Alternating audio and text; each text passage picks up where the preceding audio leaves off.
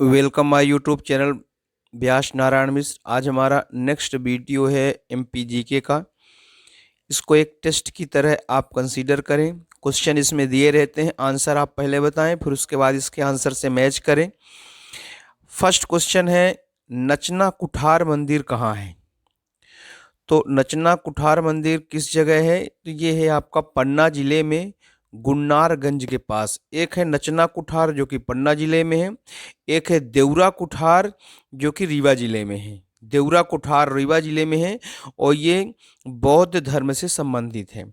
तो नचना कुठार कहाँ है? पन्ना जिले में। फिर है भूमरा का शिव मंदिर कहाँ है? तो भूमरा का जो शिव मंदिर है ये है आपका सतना जिले में। सतना जिले में भूमरा का एक शिव मंदिर है। और सतना जिले में ही जगदीश पहाड़ी गुफा है ना। सतना जिले में भी जगदीश पहाड़ी गुफा है, इसको ध्यान रखना है। नेक्स्ट क्वेश्चन है, सती प्रथा के साक्ष्य कहाँ मिलते हैं? तो सती प्रथा के साक्ष्य एरण मिलते हैं, सागर में। यहाँ पर सबसे पहले सती प्रथा के साक्ष्य कहाँ मिले थे? एरण में। एरण का जो वर्तमान नाम है वो हो गया है स्वभोग नगर। बाघ की गुफा की खोज किसने की थी? तो बाघ की गुफा पाई कहाँ जाती है? तो बाघ की गुफा की खोज की थी डोगर फील्ड ने। 1818 में बाघ की गुफा की खोज की थी।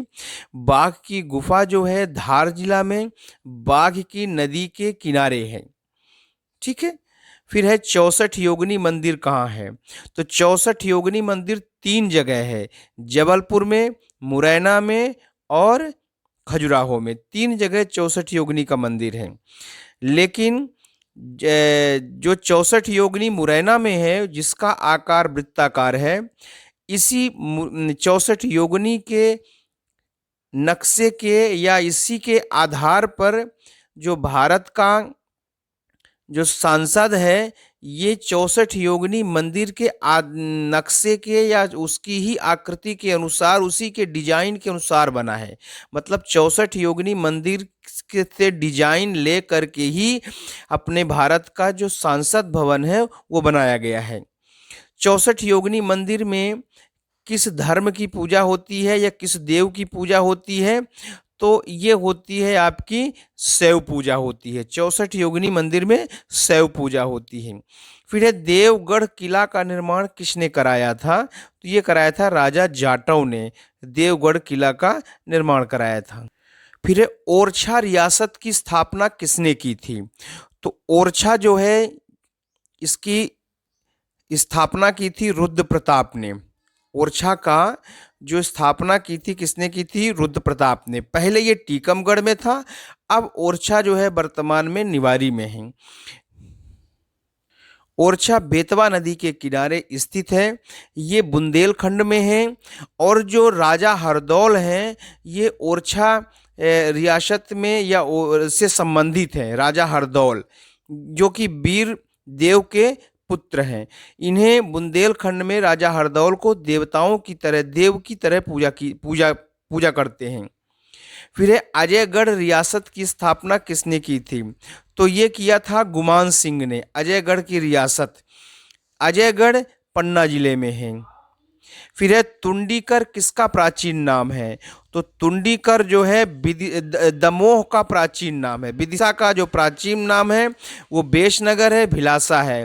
विदिशा जिगला को जो विदिशा नाम किसने दिया था? जो भारत के प्रथम राष्ट्रपति राजेंद्र शर्मा जी थे, उन्होंने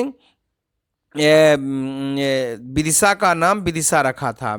और तुंडीकर का किसका प्राचीन नाम है? दमोह का। ओंकारेश्वर का प्राचीन नाम क्या है? तो ओंकारेश्वर वर्तमान में खंडवा जिले में है। ओंकारेश्वर में ममलेश्वर, जैसे उज्जैन में महाकालेश्वर का मंदिर है, ओंकारेश्वर में ममलेश्वर का मंदिर है। मध्य प्रदेश में सिर्फ 2 ही शिवलिंग है, एक है उज्जैन में, दूसरा है ओंकारेश्वर में। ये खंडवा जिले में है। यहीं पर जो है शंकराचार्य जी की बड़ी सी प्रतिमा स्थापित की गई है। तो ओंकारेश्वर का प्राचीन नाम क्या है? यह है मानधाता। इसको पहले मानधाता कहते थे। फिर नेक्स्ट क्वेश्चन है, एरण का वर्तमान क्या है? तो हमने बता ही दिया, स्वभोग नगर है एरण का वर्तमान नाम। ये कहाँ पाया ये कहाँ है? सतना जी, वो सॉरी सागर जिले में। यहीं पे सबसे पहले सती प्रथा की साक्ष्य मिले थे।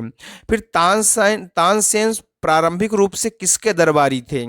तो ये थे रामचंद्र देव जी के, ये प्रारंभिक दरबारी थे, राजा रामचंद्र देव जी के प्रारंभिक दरबारी थे, जो कि रीवा रियासत से संबंधित थे। राजा रामचंद्र जी जो है, राजा रामचंद्र देव जो हैं, ये रीवा रियासत के राजा रहे हैं। सबसे पहले तानसेन यहीं थे।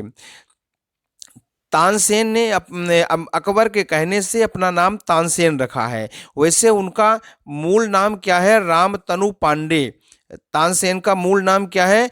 रामतनु पांडे। उन्हें तन्ना भी कहते हैं, परंतु अकबर और जो उनके गुरु थे गौश मोहम्मद खान, उनके कहने से उन्होंने अपना नाम धर्म ही बदल दिया था। वो रामतनु पांडे से फिर तानसेन मुस्लिम धर्म अपना लिया था। एमपी में अंग्रेजों के खिलाफ जो पहला विद्रोह है किसने किया था? तो पहला विद्रोह किया था आपका अप्पाजी भोसले ने 1818 में किया था, जो कि महाकौशल क्षेत्र से, जो कि वर्तमान में जबलपुर क्षेत्र के आसपास आता है।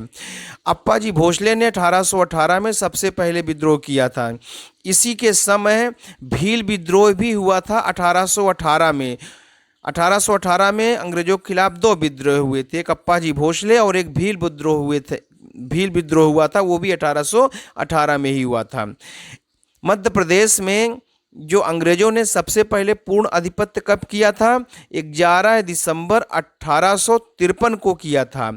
11 दिसंबर 1853 को मध्य प्रदेश में अंग्रेजों का पूरी तरह से शासन हो गया था।